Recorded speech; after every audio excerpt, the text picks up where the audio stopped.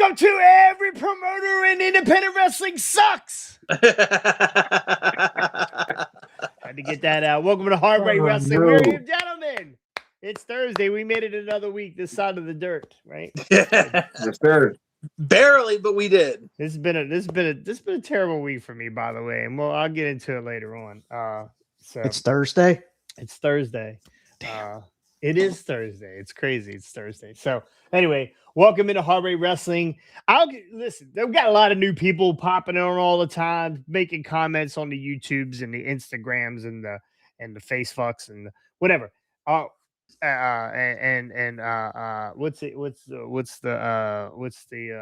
where the kids from the China they're videoing and taking all of our TikTok. Thank you, TikTok, taking all of our information. we're getting comments from the TikTok. So first, I appreciate you guys all jumping in and weighing in. Just remember, we are an opinion show. This is our opinion. Only two of us up here have ever been near that close to a ring. Some of us have been in it a lot more into the ring than the other guy. Most of the time, the other guy, when he gets in the ring, it's because he's getting his ass kicked. And then the other guys buy tickets to wrestling and watch it. So we're an opinion show. My name is, you call me whatever you want. Today, I'm Jonathan Cross because I'm in that kind of a mood. JC Hammer, whatever. To my left, right? Left. Hey, Owen Hardy. To my left. Oh, boy, you just missed the whole promoter talk, Owen. To my left is a tricky Ricky Walker. Below would be the Mike Brady spot in our Brady bunch. Here is Scotty Hottie. And to my he's corner, big, he's bad, and he'll body slam your dad. Right to my left testicle is the mercenary AK. I'm trying to give everybody where you guys are at in my position, my Brady Bunch tree here on my screen. So. I need rearranging next time. we can switch cameras out. Gentlemen, how we doing? Move him to the taint. Fuck, I'm off this show. We're out. He just spent money on microphones, got a new phone, got new internet, and retired. Right? He's gonna leave his microphone in the middle of the podcasting ring. So. This is a test run for my podcast that's airing tomorrow night. Okay, and we do a review on this show. Actually, that would be awesome if we could do that. You do a review on this show, and then Scotty and Ricky do a review on your show, and then I'll produce. We'll cycle all week long. I'll just click buttons all day. Thank you. Damn podcast roast. Oh my gosh. Anyway, welcome in. Again, we are an opinion show. We give our opinion on wrestling. And if you don't like it, we don't give a fuck. We got 2 words for you. Guns up.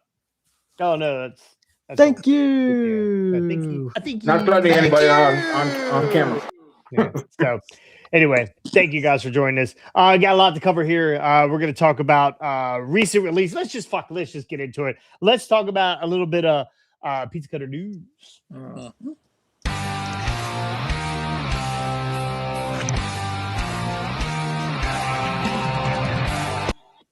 And I'm just clicking buttons over here. I have no idea where I'm at in this.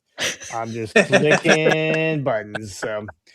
Chelsea Green reveals health status following heart procedure. Did you guys know that she had a heart procedure? What? I thought she had a broken foot. She does have a busted foot, but after previously revealing that she underwent a surgical treatment for her SVT, which is supraventricular tachycardia, which is basically the speeding up your heart.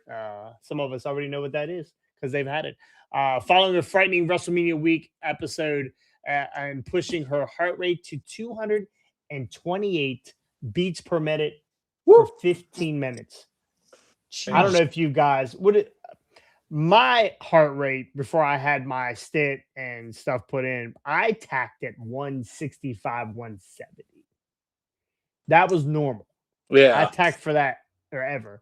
And I know when I worked out or when I was lifting or whatever, my heart was like, it was always pounding. And I just figured, boom, that's what it was. I cannot even imagine adding another 100 beats per second on top into that.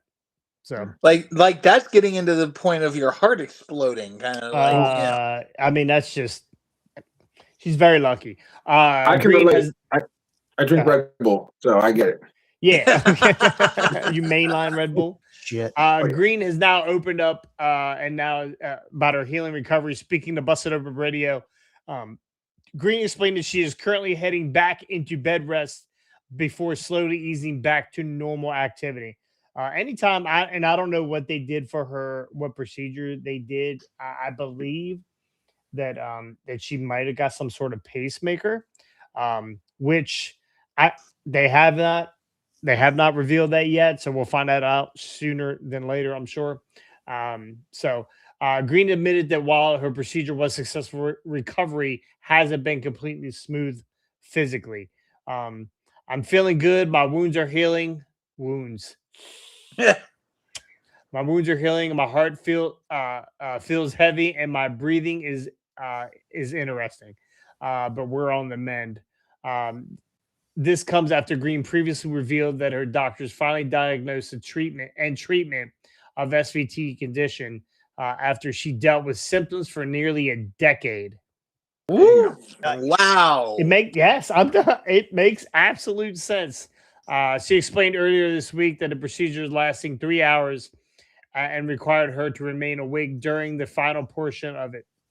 Ooh, that's even scarier. So when I had my stent, real quick, short, when I had my stent put in, they want you awake for it because they want to know right there if you're, if it's not going to work or your heart stops or whatever, because they're actually running a cath up through your arm or your leg, probably her arm, run up into her heart and doing whatever procedure they have to do, or they cut her open and they were hooking up a pacemaker type procedure. So that just feels weird thinking about it.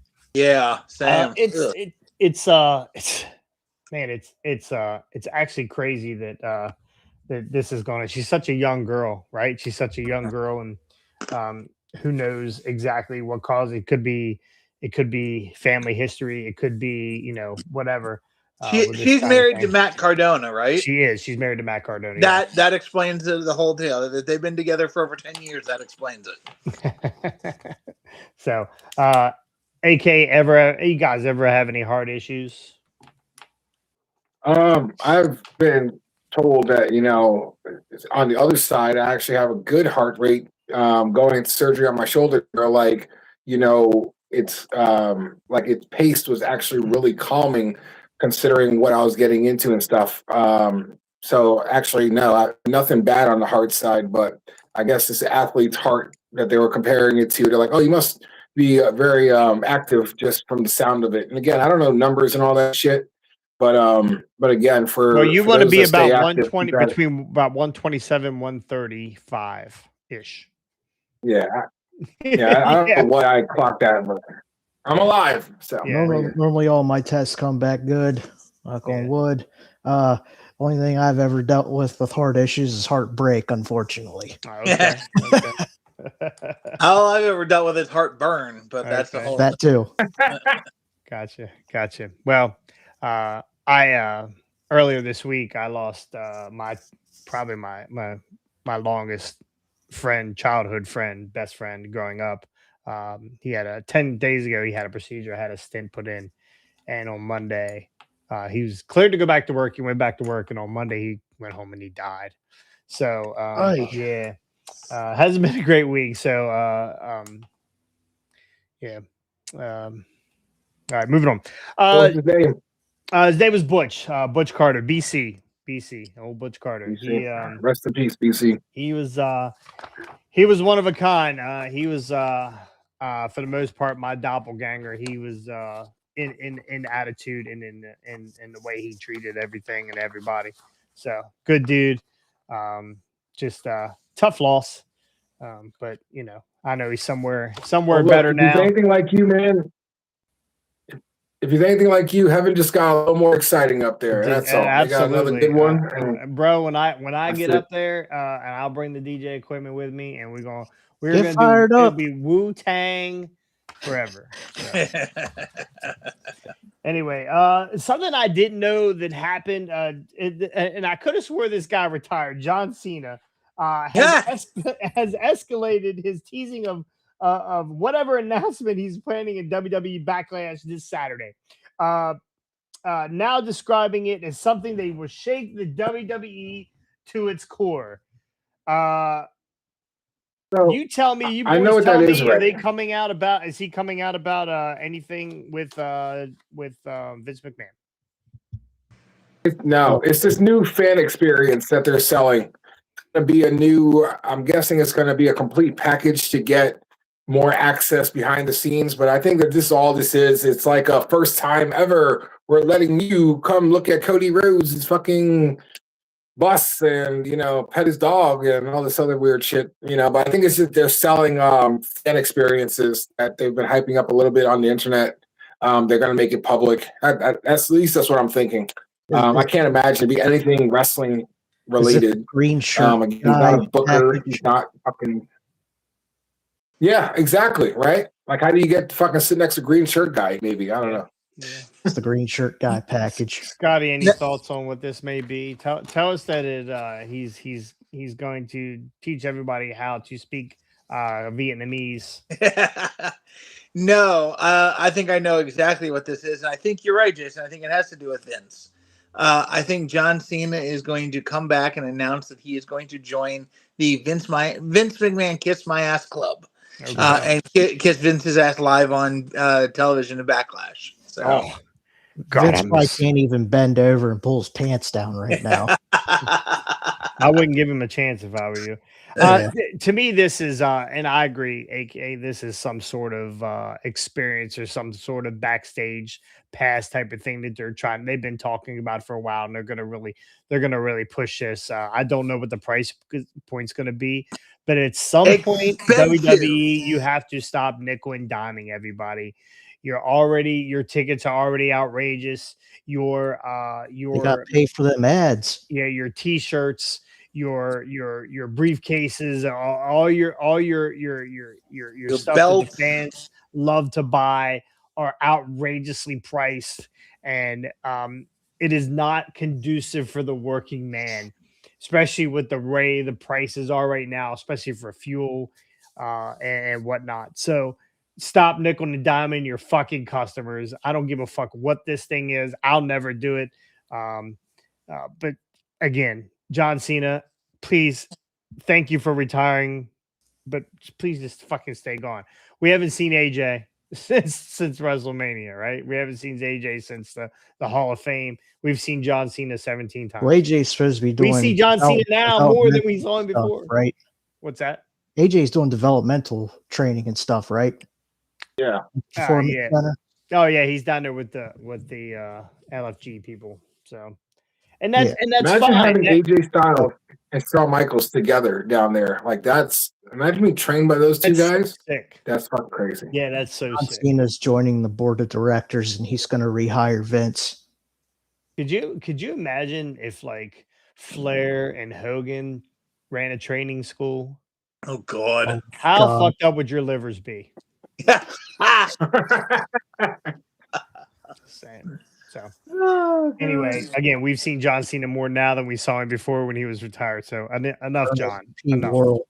Enough. Do another shitty movie. I don't mind John Cena. I just don't like the overhype. You know what I mean? Like, again, yes, it's going to be revolutionary for the business, but it's business. It's not really for the fans. What the fans want is better shit on TV.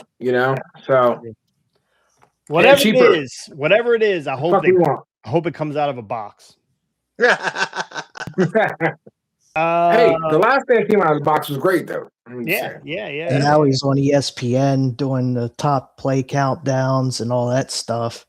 He's everywhere. They're getting their money's worth out of Dan. Absolutely are, and he's loving every second of it. Oh yeah. Raza Jackson, the son of UFC legend Quentin Rampage Jackson. Hey, you remember when he beat that guy up? Yeah, remember that? More out of that guy. His Psycho Sid or Psycho Steve or whatever his name was. I'm sure. Psycho Stu. Thank you, Psycho Stu. Has cut a plea deal to resolve his criminal case streaming from a violent attack to professional wrestler Knox Pro Wrestling, no longer part of the WWE. Knox Pro Wrestling event in August 2025. Jackson pleaded no contest to one felony count of battery one felony count of battery with a serious bodily injury at a preliminary hearing on Wednesday, according to the spokesman in Los Angeles County District Attorney's Office. The New York Post reported that the news. He also admitted to He also admitted to two special allegations. Ooh, they brought up the special, including personal infliction and great bodily injury in engaging in violent conduct. He's expected to be sentenced. Are you ready? You tell me whether you think this is this what he should have got. He's expected to sentence is included 90 days of actual county jail time. 90 days.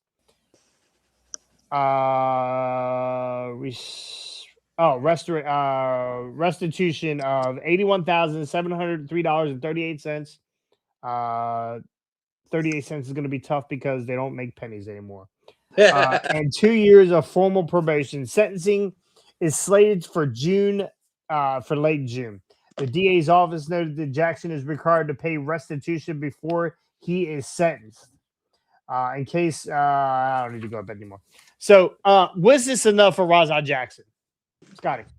Hell no. I am sorry. The way he beat that guy pretty much almost to death, and he's getting 90 days in the county jail. They should be burying his ass under the freaking jail at this point. Like, again, it's not murder, so I mean, I'm not saying the guy should be sentenced to life in prison or anything like that, but 90 days is like a freaking slap on the wrist for nearly killing a man. Like, it's, it should have been attempted murder 2 or 1 or whatever they call it in the court system. No, I'm sorry. That's like, how did they arrange a plea deal, and who the heck is responsible for that? And the district attorney involved in that, like the state district attorney that accepted that, should be like disbarred. So yeah, no. Not good. Well, the punishment, you always remember this. As much as we wanted him to rot, punishment has to fit the crime, right? Nearly killing a man is worth 90 days in jail. I mean, I'll go out and beat the living daylights out of anybody right now and get 90 days in jail. Joey Janela, you better watch out. Hey, look out, Joey. Yeah, I mean, did he at least pay the medical bills for this guy? I believe that the restitution is 81. That's what the medical bills are, 81,000. So okay, but I don't know. Yeah, still soft, very soft. So look, I don't know if you guys covered it when it just happened, but the whole incident didn't need to happen. Again, I blame a lot of the workers in the back, especially. You see the video footage of the guy basically coercing him into doing it. He's like, "Oh, you're straight. Don't worry. We got you back." Blah, blah, blah. Just, again, that's not a good brother to somebody you've been working with on a fucking show or anything you should do any time in a fucking professional wrestling ring. So I think that the dude should have got his fucking shit rocked that night by everybody in the back, first of all. And second, real punches or workers' punches. God, a lot of those fucking workers. Look, I'm gonna say this, and I'm looking the fucking camera in the eye if I'm looking at the right way, or if I look like Scotty, don't judge me. But look, most fucking workers can't throw a fucking real punch, and it's fucking pitiful. You motherfuckers need to understand. Tighten your shit up, because again, you get tested by a fan, you get your ass whooped. Not only are you embarrassing yourself, but you're embarrassing our fucking industry. So man the fuck up, all right? I just had the same conversation today about work. I worked with some of those guys from Virginia when we had them up for the when we had TCW up that time. And I worked with some of those guys on throwing punches, and my fucking head still hurts to this day because those guys are throwing actual fucking jabs. I'm like, okay, you got to loosen up his hands, just like, okay. Hey, I'd rather you give me more than less. That's just my rule. I'm the same way. I'm like, at least it looks real. I mean, my eyes rolling back in my head was not enough to make everybody think that it fucking hurt. So. That's what she said. Let's look at the chat. Go ahead, AK. Well, I was going to say 90 days, though. I think, again, not knowing his background, it probably is fitting, unfortunately, knowing how the court system works with that fine. And then the 2 years probation is the worst part, honestly. Supervised probation is fucking terrible. So I think he got what he should have got. And again, I know you guys might see otherwise. But again, not knowing his background, if he didn't have a criminal history, this sounds like pretty standard fucking ruling right there. Yeah. But go back to the chat there. I want to hear what these motherfuckers talking about. Hunter Price in the house, Hunter Price. At least 10. He should have got at least 10 years, maybe 5. Because I mean the guy was hella damaged. He was. I mean, he got his teeth knocked out of his head. Like there's $81,000 doesn't seem like a lot. I want to know what his insurance is, by the way, because that's really good. Rob said Scotty would never make it inside. He would never survive on the inside. Yeah. Oh, he would. He would. He get a lot of commissary with them titties. Shit.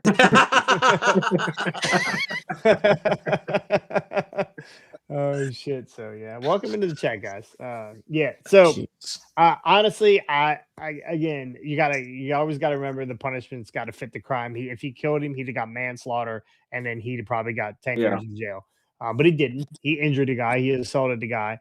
I'm sure there was something done on the outside or somewhere along the line that got this moved a little quicker, and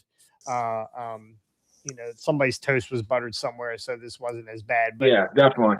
If the glove don't fit, you're all full of shit. Yeah, they're gonna put Rampage Jackson's son in somewhere where he's segregated from general population, and I mean it'll be done. Listen, 90 days is still 90 days in jail. I watched that 60 days in, and I want to leave after 10. So I can't even imagine doing 90 days in jail, not with these pretty teeth.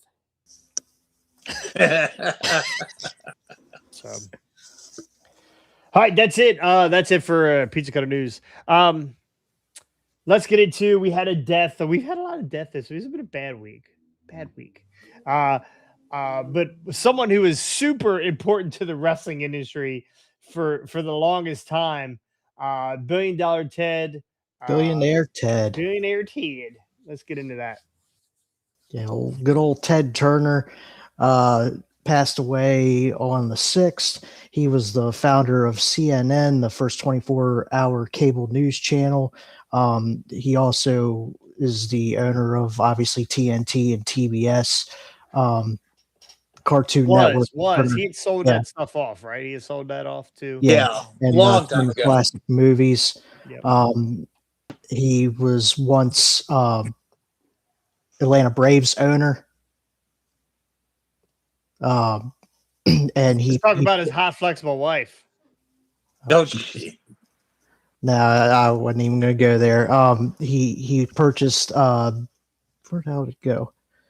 The NWA, which was or Jim Crockett Promotions in '88, turned that into World Championship Wrestling, which was around until 2000 and what was it, 2002, 2001. One. He was, says Buff Bagwell. Yeah, he was in basically in the mid '90s with the emergence of the NWO took over in the ratings war. And he made wrestling very competitive over the 90s. The Monday Night Wars is a staple area staple time in the business. And Ted Turner on both of his television stations had his Monday night show and eventually his Thursday night show to compete with Vince's WWF. Yep.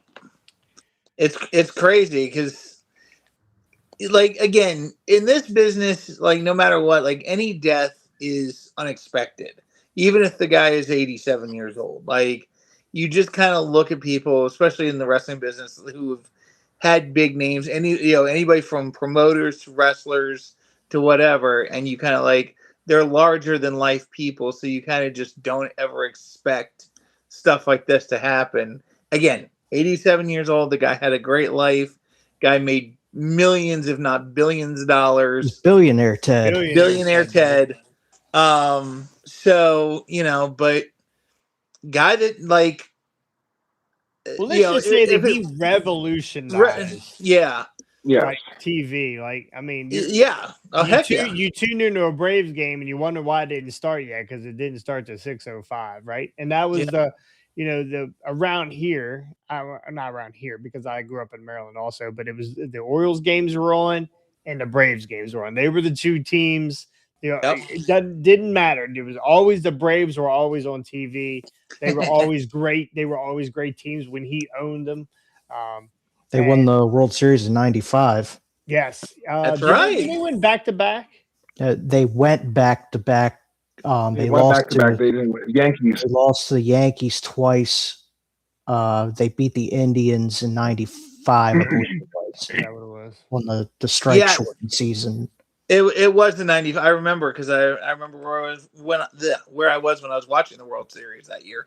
Yeah, so. They were always had good teams. Always had a hell of a pitching staff. Yeah, oh my God, Maddox, Steve Avery, Gladden, John Schmaltz, Maddox. I mean, you name it, they had them. John Rocker. Yeah, we don't talk about John Rocker. Yeah. Oh. Well, look, as far as when we talk about shocking deaths, like you guys are 100% right. This caught me fucking by surprise, because I thought the fucker was dead 10 years ago, to be honest with you. He's quiet, like nobody even knew where he was. But they froze his head, didn't they? Well, look, yeah, right. Well, look, I'll say this about Ted Turner. He believed in pro wrestling at a time where most people did not. Ted Turner was investing money into WCW when everybody fucking gave up on the whole sport as an entirety. They were like, what the fuck is this doing on TV right now? And he believed in it. He rode the wave. And then he believed in Eric Bischoff. He gave him the investment money. He just knew that something was going to come of it.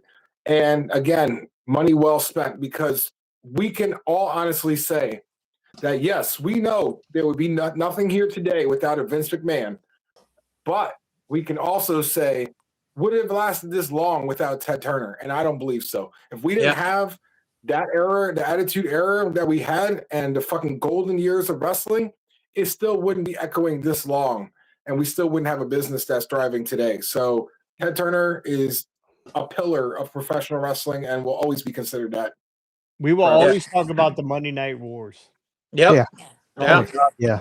He was behind one of the most important eras in all time for wrestling. Yeah, for sure. Back in the day where you had one TV if you were lucky and one remote, and you had that flipping back and forth playback channel. The previous 33 and 38 every Monday night, 9 p.m. Yeah, mine was ours was 22. Seriously? 22 and 17 here. So look, quick story, and I'm not going to hold it too long, but just the Monday Night War story. I was in Madison Square Garden for the curtain call with Hall and Nash. Wow. And yeah, it was crazy, right? So we didn't know what the fuck was going on. We're sitting here like, why are they all in the ring? They just had 2 singles matches. It ended with Diesel and Shawn Michaels in the cage. Hunter and Razor fought earlier in the card. And we were just like, yo, what are these guys? Why are they all together? Why are they doing this? Like, we were so confused. And then to see Hall and Nash pop up on fucking Nitro, and the way they ran that story as a shoot, like, oh, we were being sent from the Fed to fucking ruin your shit. Again, it made you flip back and forth. You were so confused on what the hell is going on. Is it real or fake? And again, just golden era of wrestling. I know it's not called the golden era of wrestling, but it was the golden era of wrestling for sure. Yeah, how old were you, AK? How old was I? Yeah. Or am I? No, how old were you when you were there for the curtain call? I was probably like 10. I was young. We just met the Legion of Doom a few weeks ago before that, and that's how we got tickets to the live show at Madison Square Garden. So it was pretty cool. One of my favorite Monday night moments was obviously Raw was taped at that point. You saw Rick Rude with DX with the full beard, and then he shows up on Nitro as well, clean shaven, just with the mustache. I always liked that Shivani would tell us what was going on, who won the matches, and we'd have to sit back. So that'll put butts in. Thank you, Schiavone. Rob has a pretty good statement here. He usually doesn't, and most of his shit he puts up here is terrible. But They want. Should WWE put him in the Hall of Fame? Oh yeah. They should. Yeah. I like it. We're running out of people anyway. Fuck it. He can get the Warrior That'd Award. be cool. He can get the Warrior Award. Let's get into. We'll never let that happen. Let's get into. We had some more releases this week. Again, we talked about it last week. All the different names. We never like to see wrestlers lose their jobs, but this gives them an opportunity. Probably go out there and make more money than they were making with the WWE. And if honestly, if some of these people took pay cuts like the New Day didn't, they probably easily go out into the world and make some money. Scotty, let's talk about these releases. Yep. So we had 4 more releases as of Saturday, this last Saturday. The 4 names were starting lowest to highest. Tongaloa, JC Mateo, aka Jeff Cobb, and then the 2 names that surprised me the most, which were Xavier Woods and Kofi Kingston. And as Jason pointed out, the WWE has been asking wrestlers to take pay cuts to stay in the company. And the news was that WWE had looked to restructure their contract, for New Day's contract, and they said, nope, sorry, we're not interested. They wanted to cut it in half. Yeah, they wanted to cut it in half. And New Day said, sorry, not interested. So they end up asking for they asked for their release. They were not released on their own. They asked for their release, and boom, they were granted it. So this comes on the heels of being told that a lot of people are being asked to take pay cuts, and there could be another. We're hearing that there could be another round of releases as soon as the end of Backlash, coming beginning of next week. And those who didn't take pay cuts will probably be on that list. So this could be very interesting to see what names stay, what names don't, who are some of the new guys that are coming up, who's will some of the guys will they have asked a Ricky Starks to take a pay cut? Will they have asked an Ethan Page to take a pay cut? Guys like that, who will be on that list? LA Knight, yeah. I mean, who knows? Yeah. They just signed him. They just redid his contract last year, so I would hope not, but it's very possible. Yeah. They're losing money hand over fist, so we don't want TKO to go under. Yeah, all the board members got the WWE Network back. Yeah. That's While all the board members are getting pay raises, they're cutting the talent pay. What the heck is going on? Yeah, I saw that. I will say this is probably the best cut that has happened is the New Day, honestly, because for them, they're going to them going to AEW is probably going to be one of the most impactful fucking moves that we've seen throughout any of these shifts. And I think that they are really going to bring something to that tag division that is already there. They're already building that tag division, but you add a New Day versus Young Bucks trilogy, that's fucking tickets, asses and seats instantly. And it's going to be the only way that wrestling takes the New Day seriously again. Their gimmick was run for a long time. They were kind of just floating for a while in WWE. So to resurge their careers, it's going to be a great move on their side, and it's going to be a good move for AEW. And again, it's not if they're going, it's when they're going. We know that it's been a dream of 90 days to do this for a long time, So we'll see them this summer, and again, I really do think they're going to be well off. Tony's going to pay the shit out of them too, so they're going to be doing really well. They're going to get the best end out of this deal from all the releases is going to be for the New Day for sure. Page gets hired, Xavier gets fired. I saw that too. Yeah. They're never going to hook up again, are they? My question is, would the NBA ask LeBron James to fucking cut his pay in half? And what do you think he would do if they asked him to do that? They do that all the time. First off, I can't even believe that you're comparing Xavier Woods and Kofi Kingston to LeBron James. If you just said, if they just said Bill Cartwright, maybe. No, I'm using LeBron. He's been in the game for a Flop. while. We know he's good. No, I'm joking. Flop James. But seriously though, how many times has the NBA gone on strike for pay issues? Right? Like They I got thought one that was coming the up. I thought it was the WNBA just did that. well, they just did it too. Like how many the whole sport fucking goes on strike. So imagine a fucking WWE strike or something like that. Like that could be detrimental to fucking everything TKO is trying to build. So it's really weird to see them not take care of the people that need to make them the money. You know, they need to fucking figure out a better strategy on how to allocate the funds better. But I wouldn't do it mid-contract. Like, you don't sit here and already have your deal and be like, well, we fucked up and we didn't negotiate well enough, so we need you to compensate for us. And that's bullshit. I heard this the other day, and this made total sense. One of the talents was called by TKO and was not called by Triple H. So we got TKO up there sitting. Zelina Vega. Yes, Zelina Vega. TKO up there making decisions that they really probably shouldn't have their hands in the first place. They should let the talent guys take care of that. They should have talked to Trips, and I'm not saying they didn't, and he didn't want to make the phone call, but some of those guys got called by Triple H, and some of them didn't. So yeah. Again, this is clearly a TKO issue, and we'll see where we go. We'll see where we go from here. There are definitely going to be some more, for sure. Again, with that list I went through, what's his name was on there? Tungaloa was on there, and JC Mateo. They were both on my list to go. Otis is on my list to go. He can go hang out with Tucky somewhere. Tozawa. I mean, there's no real use for him, honestly, if you think about it. Yeah. Well, even more so because you have the next group coming up, right? Like you said before, we just got a whole new batch of NXT stars coming into place. You don't need to fill spots. Now you're on the come-ups for a whole new generation. These guys have been signed for 5 to 7 to 10 years that are doing shit. It's a really, time to go reinvent really yourself. good call-up list, too. Yeah, hell of a call-up list. The call-up list is the best it's ever been. Really good. Yeah. Yeah. Nature of the beast. Nature of the beast. Thank you, Scotty.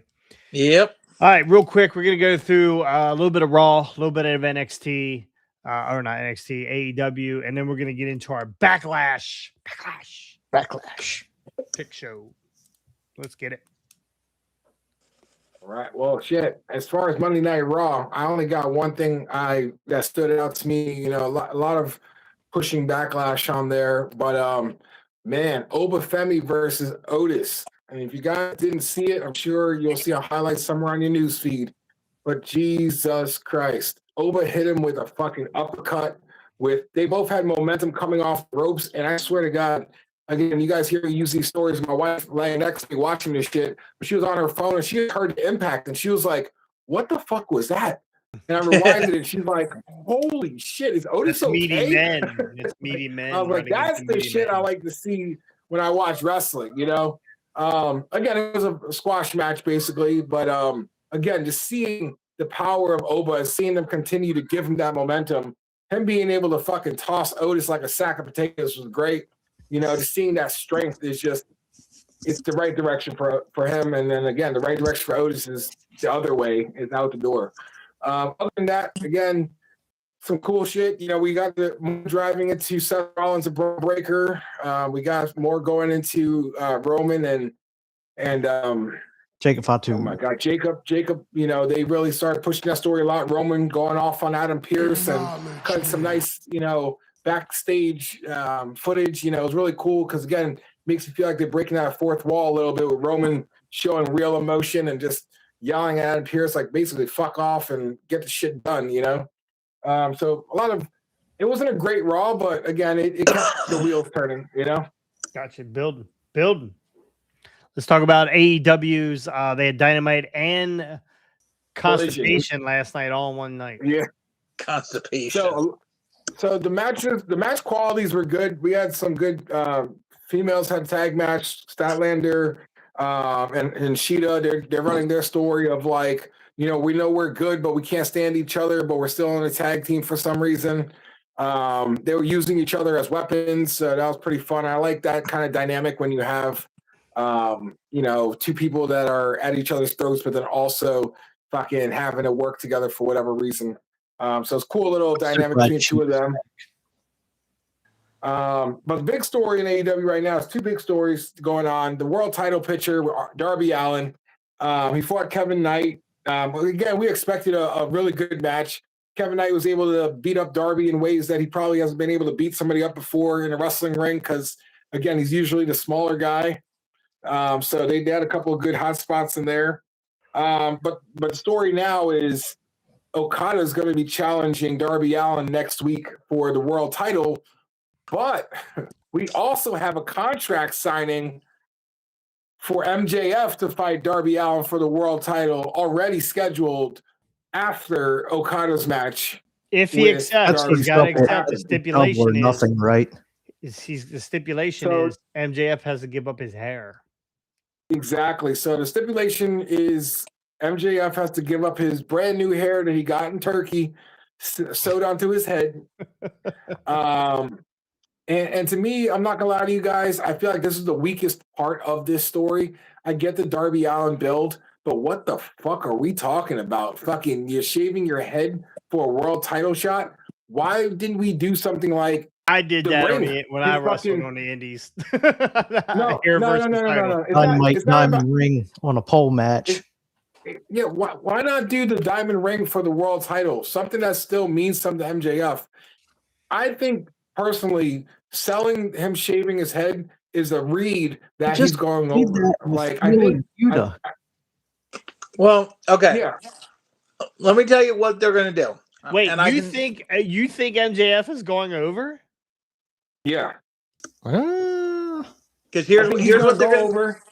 And they're going to get the rubber match, the third match, fucking, and then they're going to fucking give Darby his end of feud kind of match. But I think that MJF takes it until they do a dog collar match or some shit that they're going to do the big blow off. No. Here's what they're going to do. They're going to put the title back on MJF because I've already seen this called by so many different people. They're going to put the title back on MJF, then go to Wembley and have MJF lose the belt to Ospreay. No. Yeah. I'm going to explain to you why in a second, because it also goes into the other story going on in AEW right now, which is Will Ospreay's story. Right now, he's being sought after by the Ops. They want to recruit him. He just won the Neverweight Trios title with United Kingdom 17 hours before he had to be on Collision. So he flew all the way back to be on Dynamite. And then he has this Death Riders thing going on too, where he's now under Moxley's spell and, Moxley's training him to be the killer that he needs to be. So I think it's a lot of moving parts for one guy, but he's being pulled between three factions right now. I think they're not even going to touch the world title picture for at least a year for what they have going on with him breaking up with the with United Kingdom, and then him fucking doing the Ops storyline, and then him figuring out his role in Moxley's crew. So I think he's a little overbooked right now. Can somebody tell me I do like that better. But here's where I'm going to tell you. Tony can book a whole year's worth of angles and storylines into 1 month. So, in my view, I guarantee you, they're what they're going to do with the Moxley situation is this: they're going to build him up, and Moxley is going to train him to be this killer that can go for the world title against MJF by Wembley. So, mark my words. Put it down. Write it down in the book. Emergency. Pull the ripcord if you have to. Type of wrestler right now. I don't think you need. Where is Swerve at? He's getting ready to chase Bandito. Yes. So look, Swerve gave us a promo about wanting all the power. He's like, I'm coming for the power, and fucking shit, man. I'm like, oh, you want the power? What are you gonna chase? And he's like, the ROH world title. Really? It's like, what the fuck are we talking about? Why is the He's like former one of the AEW top World guys Champion from going to AEW. fight Bandito for the ROH World Title and then talking about he wants fucking power? What fucking power are you gonna have as the ROH World I need to Champion? be behind a Fuck this paywall. I'm I done. need to be behind a He's paywall. been one of the top AEW guys over the last couple years. Why is he going after the ROH? What in the blue hell is happening with the booking? Two words. Yeah, Two Tony words. Khan. Yes. Yeah. Cocaine Con. Cocaine Con. Cocaine Con. Easy, Exactly. TK, you might work there one day. I said I love Tony Khan and he's amazing. I hope he knows. He said, that "Keep it he's going, special in my Tony heart." Khan. Keep it going, Sniff. Tony Khan." And Bandito's reply was, "If you know where I am, you can find me anywhere, anytime. I'm right here." Miedo. Yeah. Hey. Take it easy. I don't. This is fucking god awful. I was just praising them last week for doing a little. They think there's no consistency. The only consistent thing is bad. So stop. Darts. I On the No wall. get it. shit. It's just Tony Khan wait. throwing shit at the wall. Now Wait, we here's got my gold, though. question. Here's my only question. Is Right. there a reason why that he is getting ready to take that title off of Bandito? Are they getting ready to do a contract negotiation with someone or TV contract and they want a black champion? That's my thought, because I think they thought that they put the title on Jericho, that Jericho could get him over there that hump to get a TV deal. I'm being honest. I mean, it sounds like I'm being don't think racist so. right now, but I think AEW is struggling to find their own contract for the main show right now. To be worried about ROH, I think that's not even like in the forefront of their minds. I think they for got to them to take solidify their a spot. Swerve Scott, that's where he's gone. He's back to Swerve Scott now. Why, if they're taking Swerve off of like main TV and taking him down to ROH, there's got to be a reason. Let me ask you a question. There's no good reason. Let me ask you a question. Why the fuck did Andrade just win the New Japan title? I was not aware of that. What I didn't see that either. What New Japan title did he win? He won the global world title or the global title or whatever. Oh yeah, that's because New Japan is like AEW and they got 37 belts. Yep. Listen, these motherfuckers, and then you wonder what happened to CML, right? Like, you see fucking what AAA's doing on their come-ups. Everything on that side of the fucking wall is just starting to fall apart because there's no consistency. And again, AEW is going to be in some trouble if they don't zero in on their shit, man, because they're losing a lot of mainstream support, and it's not going to be good. You're going to see less television. You're going to see we might even lose them in the next few years if they can't get their shit together, which I would hate to see.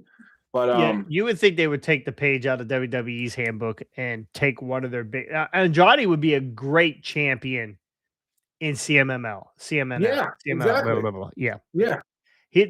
That's a big name that would be a great champion down there, and I guess there's no really vice versa. So no, but they won't do that. They send him. He loves his New Japan. He loves his that over there. So yeah, he sends Andrade over there to make out with those girls. Yeah. Last thing on AEW is the saving grace is that we're going to get another stadium stampede, and it's going to be between Ricochet and the Goons versus Jericho and the Hurt Business. So it's the Hurt Business. Yeah. As long as it's Sammy Guevara ends up under a golf cart, I'm good. I was about to say he's not going to recruit Sammy.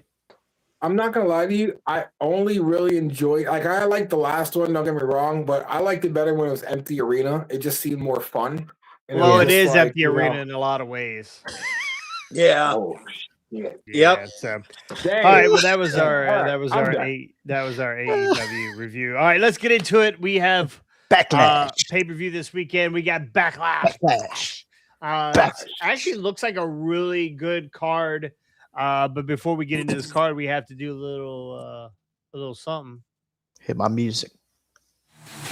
It's time for Rick's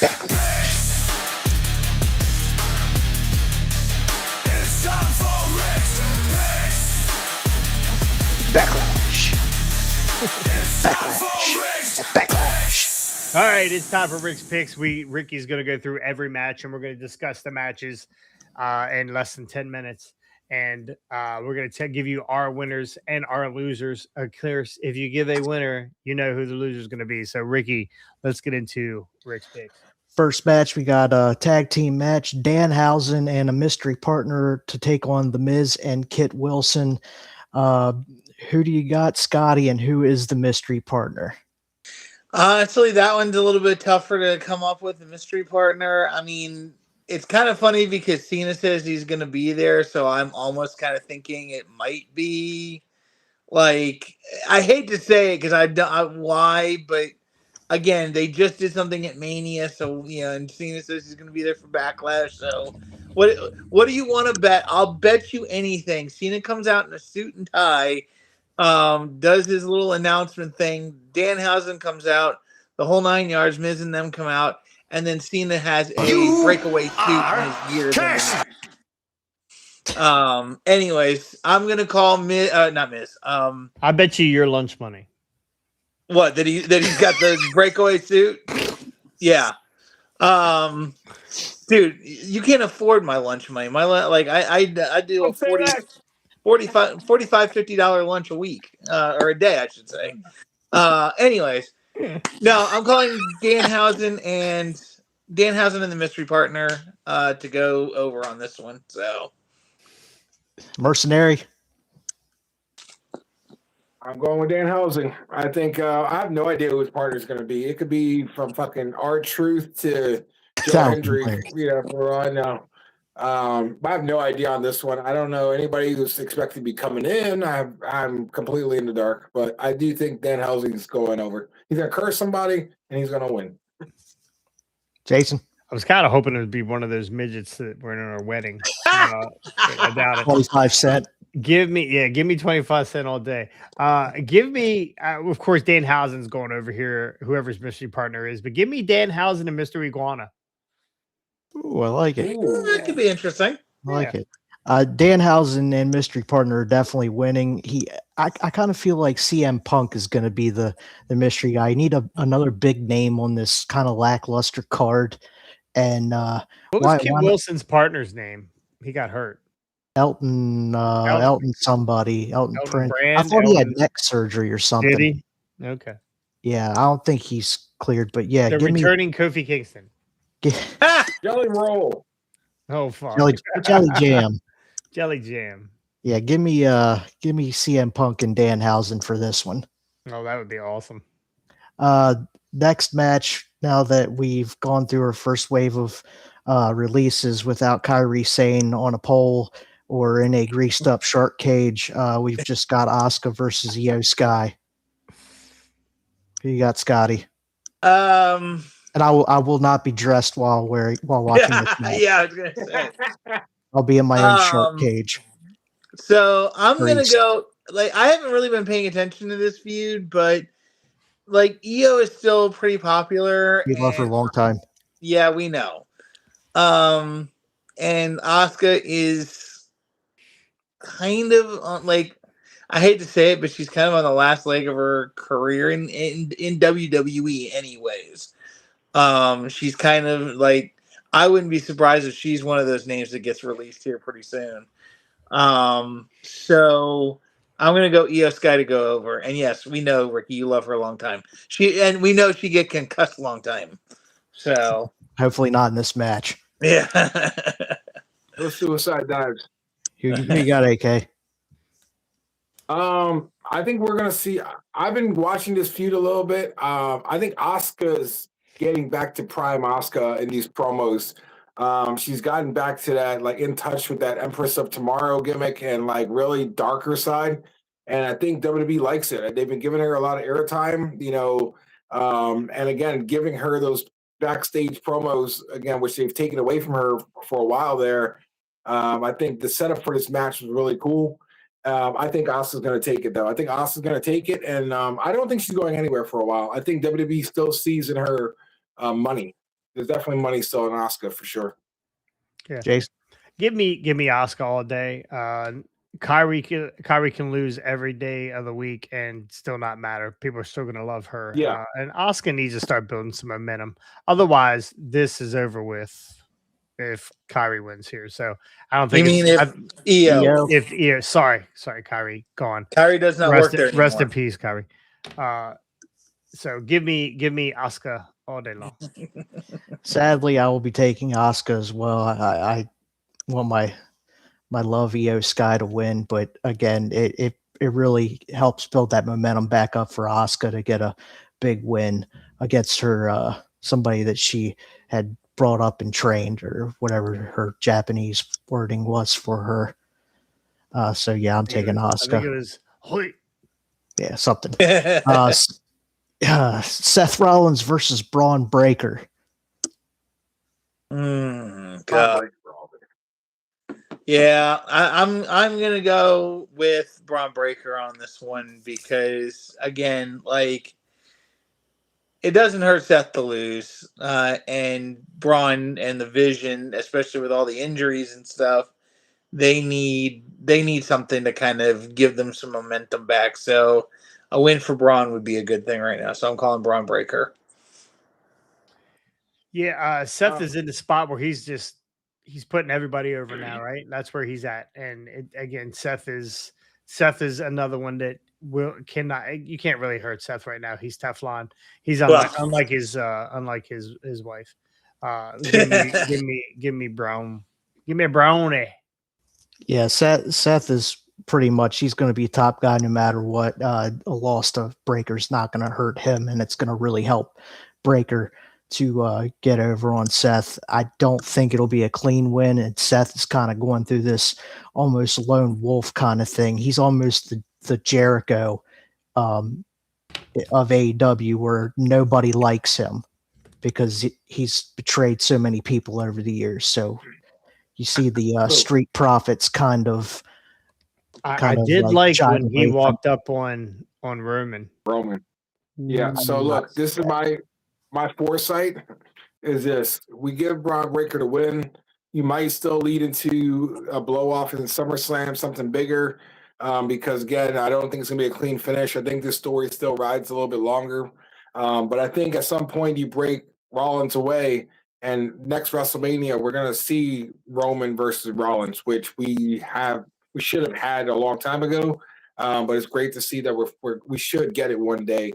And it's the next big main event left. What if as long as Seth stays healthy? What if it gets to the point where it builds to a Braun Breaker versus Roman for the world title at SummerSlam, and Seth is coming back to help Roman retain? No, that's horrible. Those guys are going to collide. I don't know that they end up on either side because we've already seen that, but I think they're going to end up together at some point. I don't think so, man. I think we've seen so much tension. They have the longest running feud in the company right now that stemmed all the way from Seth turning on the Shield, and they've been feeding us this story. Every time they fought, Seth would wear the Shield gimmick and he interfered in WrestleMania 41, like all of their history together. Even Roman losing the title because he hated Seth so much, he decided to hit Seth, right? He had to get that get back moment. So I think that story rides so long. We're gonna see them fight before we see them back together for sure. I'm gonna say two names to you: Flair, Dusty. Yeah. Flair, United States Championship match: Trick Williams defending against Sami Zayn, the Gingerbread Man. Yeah, whoop that trick all day. Yeah, anybody give a shit about this match or Sami Zayn anymore? No, whoop that trick all day long. Let's do it. Clean sweep. Clean sweep on whoop that trick. No, I'm taking Sami. I'm taking Sami here for the win here. I think I know this. I'm out on a limb here, and normally I would take Trick, but you guys are taking Trick. Sammy's doing some good stuff right now. He is playing such a shitty good bad guy. He's torching Gingerbread Man. He's ripping their arms off. He's beating them with it. Did he eat the Gingerbread Man? He might have. That's what his babies look like, little gingerbread babies. So give me I like Sami right now. Give me Sami. Oof. All right. Well, I guess the rest of us are still going with Trick. Main event, World Heavyweight Championship, Roman Reigns defending against Jacob Fatu. This one looks like it's going to be a banger. Go ahead, Scotty. It's gonna be a good match, but sadly, I think the build to this was just not as good as it could have been. And I think they should have saved Jacob for down the road longer. Yeah, like really built Jacob up a lot stronger and a lot hotter instead of just having him challenge right off the bat. But there's no way they're taking this belt off Roman, even to put it on Jacob. Like Jacob's going to be the champion down the road, but not right now. So Roman all day long. Okay. I agree with Scotty. I think it's too soon, but I don't agree with the timing on doing this match. Like right now, you need to give Roman a hot feud coming out of Mania. You know, the bloodline storyline is always going to play well, no matter what people think and say that it's drawn out. It's a good story. Now we don't know who might be coming in to help Jacob. We might see a Zillow. We might see somebody come that Jacob thinks is going to help him, but ends up helping Roman. So there's a lot of meat on the bones going into this match. I definitely think Roman takes it 100%. But I will say this. I'll be at SmackDown tomorrow night here in Jax. I'll be at NXT on Tuesday, but I really considered going to Tampa for Backlash, mainly for this match, because I think this is going to be a fucking banger of a match. I think Jacob's going to bring a physicality out of Roman that we haven't seen in a while. We got a lot in that match against Punk, which was cool. But I think now finding a big guy again, like we're going to see some fucking haymakers be thrown. It's going to be pretty cool. I like the family feud matches where I can beat the absolute dog piss out of my brother. But if somebody else tries to, I'm fighting them, right? It's not happening. Yeah. I can do it, but you can't. And I think that's what we're going to get here. These guys are going to absolutely tear down the house. It's going to be a great match. They're going to beat the shit out of each other. Roman is definitely going over. Roman's not losing this title. I don't agree with Scotty. I don't think Jacob ever wins the world title. He's not that kind of guy, right? He will. Is he? He will. He will. Yeah, him. LA Knight will win it before Jacob does. But this match is going to tear down the house.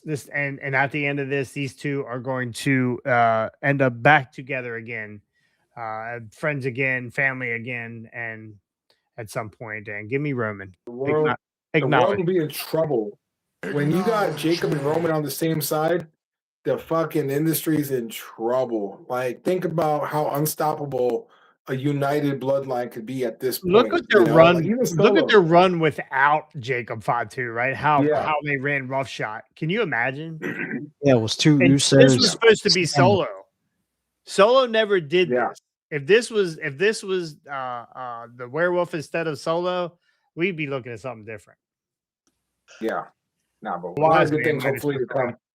Match of the night, probably. Again, I agree with you guys. It's going to tear the house down. They're your ones up. That's right. For the tribal chief. That's right. Who will retain. And that's Backlash. Oh, that's a backlash. Backlash. All right. Before we get out of here, again, rest in peace, Butch. Tough week.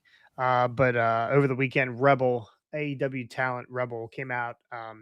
She was injured. She's been out of wrestling for quite some time, trying to make her come back. More health issues, and then found out she was diagnosed with ALS, which we all know ALS is terminal. She's not surviving it, and she knows that.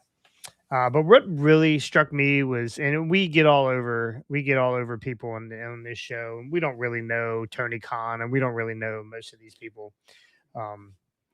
But she shouted out Tony Khan, saying she thanked him. Tony's covering everything. Tony's covering her doctor's bills and making sure that she's getting the help that she needs in her last moments. Because honestly, that's what we're looking at here. So, and my statement to everybody is, as much as we give people a hard time and give wrestlers shit and for doing botching and doing whatever, we all have to remember these are all people. At the end of the day, we're all human beings. We all make mistakes, and we're all out here to entertain you guys. And uh, today is a gift. Tomorrow is not promised. So keep that in mind next time you guys want to rip on Tony Khan for his cocaine use. Remember, there is some good in this world, and Tony does some of it too. So Throw the ones up for Tony. that's right. We'll throw the ones up for Tony. Even Scotty did it. I can appreciate that right now. So thank you guys for joining us. Sorry to end it on such a somber note, but we wish Rebel the best. We were hoping that they find a cure, so she can trip and fall down the ramp again at an AEW show sooner than later. But we wish her Godspeed. So we'll see you guys next time On the hard way. That would have been a good spot for a dwarf dong sucker.